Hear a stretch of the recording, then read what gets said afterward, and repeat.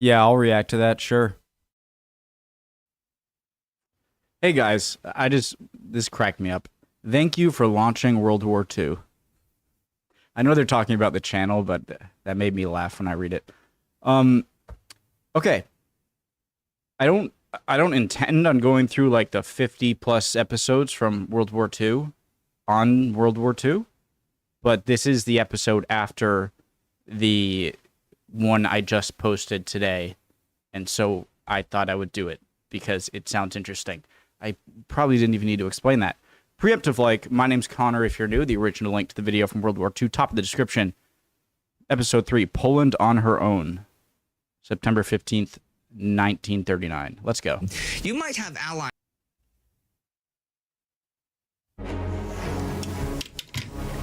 September 15th, 1939.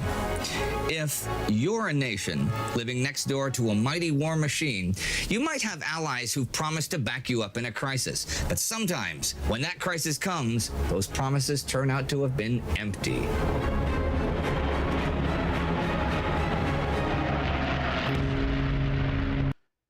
Never trust another nation with your own security.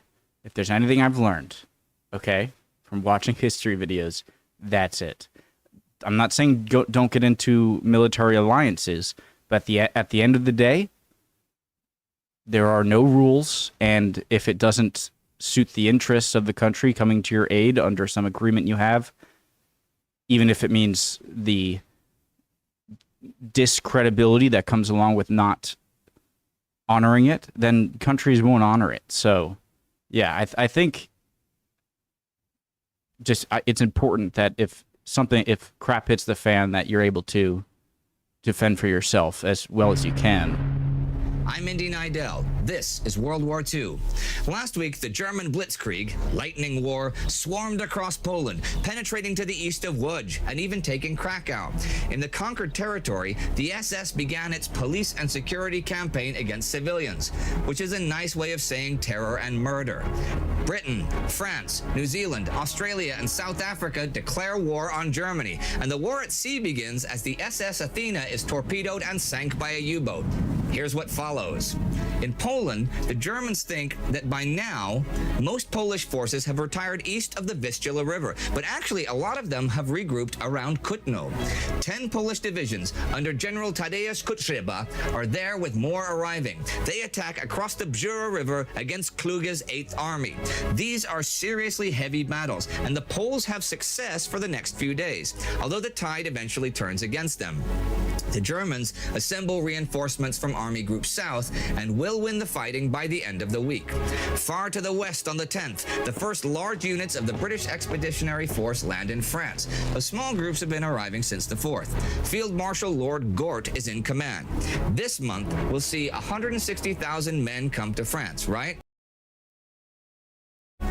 That's pretty much the same number of men who are taken prisoner by the Germans just this week at the Bzura River. By this time, the main focus of the invasion is on Warsaw, the capital.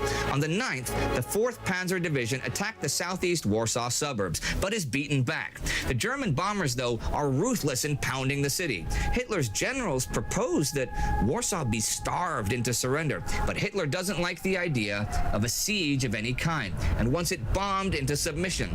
On the 14th, the bombing is even heavier than usual, and it is also Rosh Hashanah, the Jewish New Year. A third of the city's population of 1.2 million are Jews, and the Jewish quarter is attacked by air as the synagogues fill. On the 11th, the Germans cross the river San. On the 13th, a small German force crosses the Vistula south of Warsaw. The following day, the Germans enter Gdynia, and the Panzer Corps reaches Brest-Litovsk. That day, the 14th, they also enter Przemysl, the great fortress town that saw so much action in World War I. How do you pronounce Polish is so difficult for me to... Przemysl. Przemysl? Ooh, did I do that okay? Przemysl. The great fortress town that saw so much action in World War I. A third of its population are also Jews. 43 of the leading Jewish citizens are arrested, beaten, and then shot. Poland had pinned its hopes for surviving a German attack on Britain and France. Back in March, those two had given guarantees, eventually formalized that if Germany attacked Poland, they would fight. If an attempt were made to change the situation by force in such a way as to threaten Polish independence, why then that would inevitably start a general conflagration in which this country would be involved. France, for example, had promised Warsaw that they would attack Germany's Siegfried defense line within 13 days of mobilizing. This isn't going to happen. The British had promised that they would immediately begin a bombing campaign of Germany. This hasn't happened. As Max Hastings writes, both powers' assurances reflected cynicism, for neither had the smallest intention of fulfilling them. The guarantees were designed to deter Hitler rather than provide credible military assistance to Poland. Of course, the Poles believed them. The Polish Germany called their bluff. Military assistance to Poland. Of course, the Poles believed them. The Polish army was the fourth largest in Europe, so they thought that an invasion would last months at least, but they hadn't fully mobilized this year because the British and French wanted to avoid provoking Hitler. And though Poland has a lot of men in its army, the Germans are way, way better armed and armored. Poland was fairly poor. Its national budget was smaller than that of the city of Berlin. And something else I mentioned a couple weeks ago is coming back to haunt them. Even though the French had told them to concentrate their defenses behind the three big rivers at the center of the country, the Poles had chosen instead to defend the entire 1,500-kilometer border with Germany. Part of that had been to defend Polish industry, a lot of which was in the west. But by now, that choice is revealed as unwise as the power of the Blitzkrieg descends upon them. As for relying on more powerful allies, Anthony Beevor writes in the Second World War, the fact remains that neither the British nor the French people were psychologically prepared for war, mainly because they had been misinformed by politicians, diplomats, and the press. Anyone who had tried to warn of Hitler's plans, such as Winston Churchill, was simply regarded as a warmonger. And those leaders, like British Prime Minister Neville Chamberlain, had, during the whole of the late 30s, done nothing but appease Hitler to the point that he had even complained that he had been thwarted of having a war in 1938 because the British and French kept accepting all of his increasing demands. It's so difficult. I try as hard as I can, but it's so difficult to put my brain in a scenario where I don't know that World War II is going to happen. And I really need to put my head in that scenario if I want to judge or any of these decisions, but it's so difficult because I want to say, you know, obviously you have to attack, but they don't. I know what happens. They don't. And that's really difficult. But Chamberlain and company were okay with a rearmed Germany, partly assuming that other statesmen and politicians shared their values, so they did not understand Hitler's ruthlessness, partly because it would be a bulwark against Bolshevik expansion, partly because there were those who felt Germany had been treated poorly by the Treaty of Versailles, but mainly because they were horrified by the idea of another European war. When Hitler kept saying he just wanted... So is that Metternichian thought or foreign policy thought? Like at the Congress of Vienna, knowing that although Paris was the power that was destroying Europe, when the Napoleonic Wars were over, Metternich and Castlereagh knew that a France that, although they were the aggressor in a giant war, their weakness could mean domination by Prussia and Russia in the area, and they didn't want that. And so did France and Britain see Germany in that sort of light in their...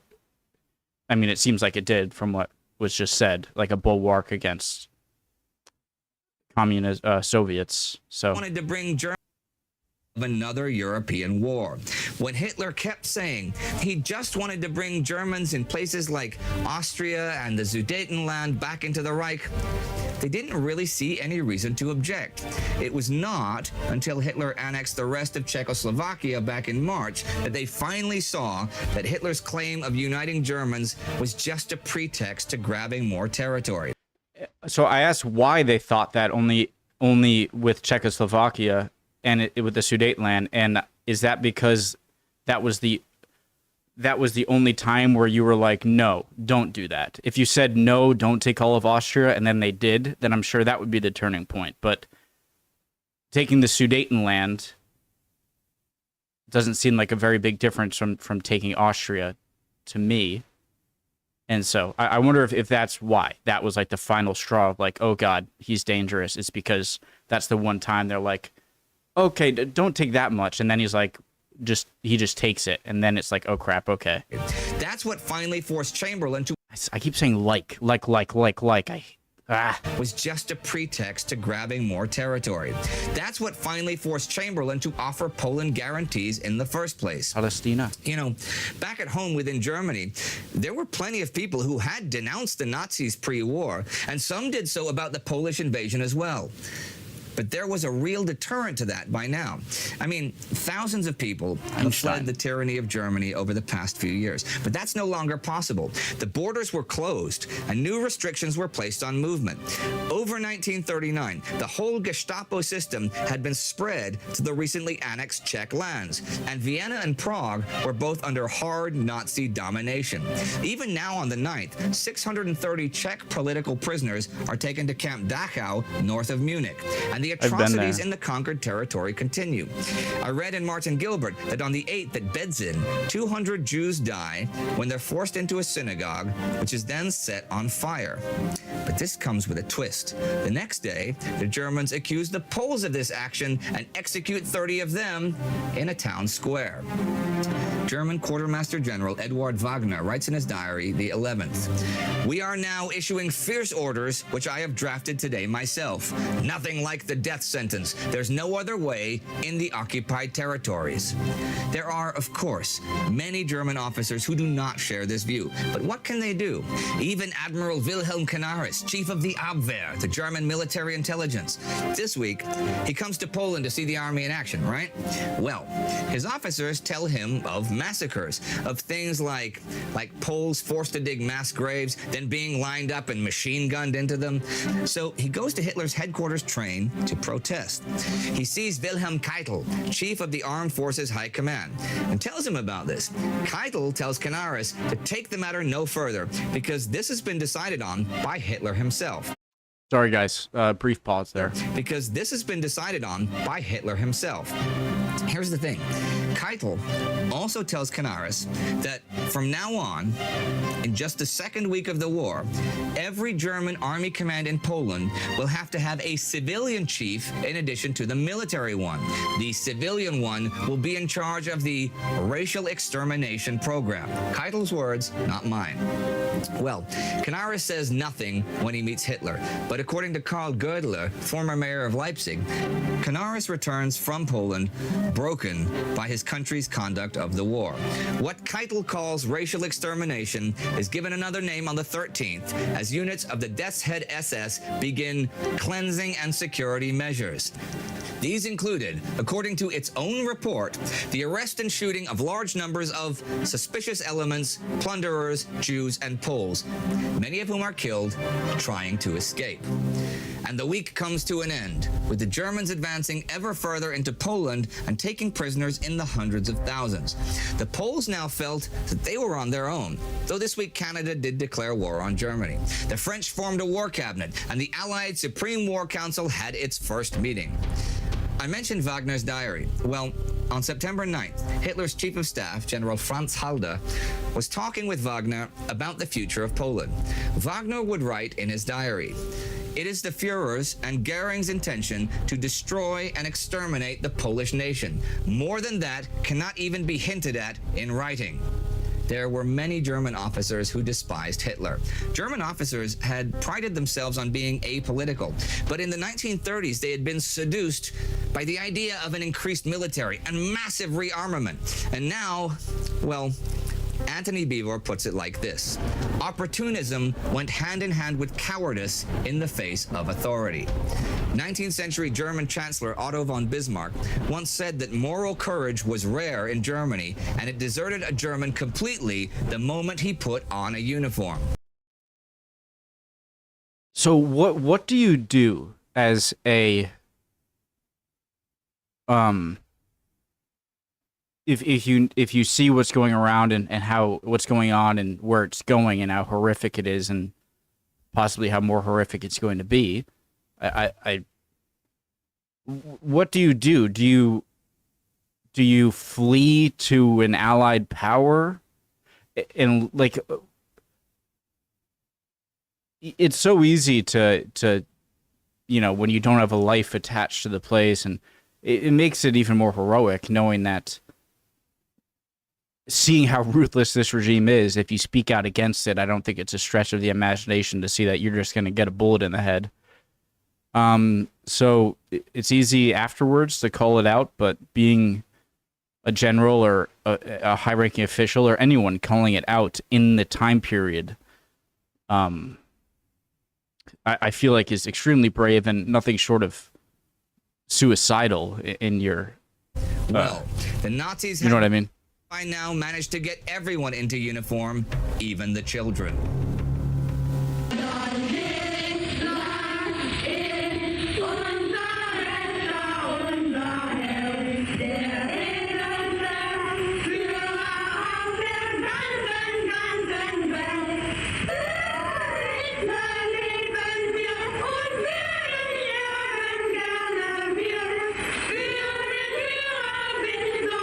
Oh, that's so weird. Apart from any other connotations, just having people do this sort of this speech of like, is our Lord, and faith to Hitler. One thing, I guess, is like faith to the Nazi party, and then another thing, faith in Germany. But just the pure authoritarian nature is just bad news, no matter the ideology. And when it's coupled with this sort of murderous ideology, even worse.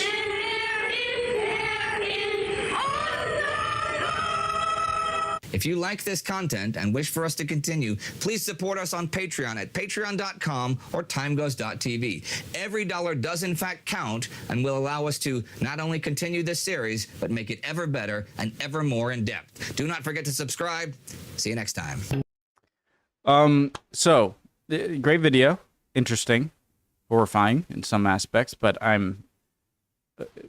I've grown up watching many, many documentaries on World War II. That's apart from anything I've learned in class, in history, or on YouTube. And so obviously this is no... I'm not shocked, okay? I might have been shocked 15 years ago, but I do try and make an attempt at two things when it comes to topics like this. Well, when it comes to all topics first, and then I'll do the thing that is specific to... No, all topics, but we're talking about this. Is one, trying to ignore hindsight when criticizing people in the time, and not including any of my feelings that come from knowing what happened, because you can only judge how you would do if you were put in the same situation without the benefit of what happens to what was to them the future. That's very difficult, but it's important to try and if you're going to try and criticize anyone here. And second is, oh yeah, I remember my second, is trying to also put yourself into a lot of like the German shoes of the ones that are criticizing the Nazi regime and Hitler and Germany during World War II. And as someone who is in the future in a nice little cozy room, it's actually pretty cold in here, but nice little safe room, it's difficult to remove all of that stuff, but I have to try and remove it if I'm going to reasonably criticize or think about some of this stuff. I try to do that. It's not that easy, but And it's so easy to say, oh, obviously, you're an officer in Nazi Germany. Call it all out. Do it. It's like, okay, you're not in the position. You don't have hindsight. And you're not in the position where you and your family are going to get shot in the head. Okay? And so people who come out against this stuff in the time, so courageous and incredibly brave. Very interesting video. Love y'all. Hope you're all doing well. Would appreciate any comments down below. And hopefully I'll see you guys next time. We'll keep on learning. Bye, guys.